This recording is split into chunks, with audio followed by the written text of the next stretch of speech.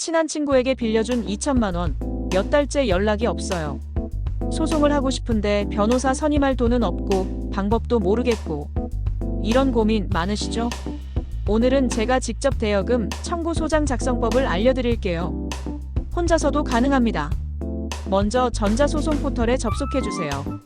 로그인 후 자주 찾는 서류의 소장을 클릭하고 금융인증서로 로그인해주세요. 전자소송 시스템 이용 동의에 체크하고 당사자 작성을 클릭합니다. 사건명은 대여금을 선택하고 관할법원 찾기 클릭. 피고 주소지에 구를 검색하면 관할법원을 선택할 수 있습니다. 단, 대여금 청구는 원고의 주소지도 가능해요.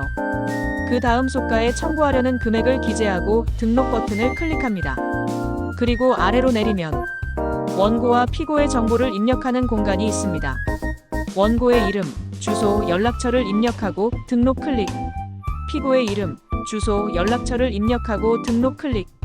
위를 보시면 당사자가 등록된 것을 확인할 수 있습니다. 아래로 내리면 청구 취지가 있습니다. 작성 예시 참조를 클릭해보세요. 세 번째의 부대 청구의 이율이 기간별로 각각 다른 경우를 클릭하세요. 첫 번째는 청구 금액, 두 번째는 변제기일의 다음 날, 세 번째의 소장 부본 송달일, 네 번째의 5, 다섯 번째는 10일을 입력하세요.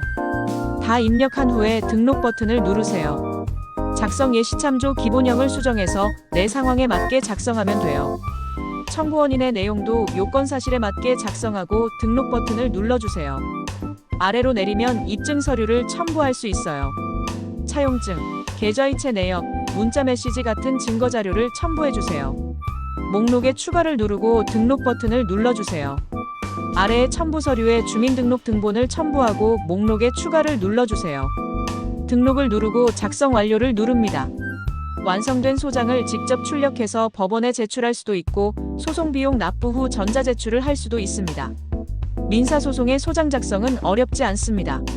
하지만 금액이 크거나 상대방이 변호사를 선임한 경우라면 전문가의 도움이 꼭 필요할 수 있어요. 궁금하신 점은 댓글로 남겨주세요.